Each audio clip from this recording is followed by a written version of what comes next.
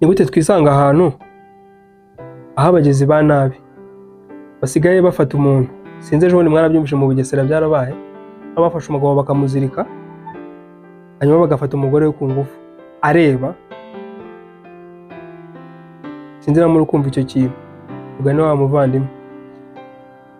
Hari no mu minsi yashize numvisha ahantu aho abagizi ba nabi bafashe umudamu bagiye kumwaka telefone, bikarangira we asa nk'aho barwanyije nyine, bagahita bafata umwana bakamurenza umukingo bakamutepfa mu gishanga. Sinzi na muri kumva nyine imitekerereze yacu ahantu imaze kugera.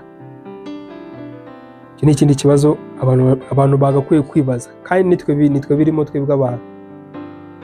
Gereza ko n'abari kundeba n'abandi bazandeba, hari abagiye bafite nyine iyo myumvire cyangwa se ubwo bugizi bwa nabi mu mutwe. Ni gute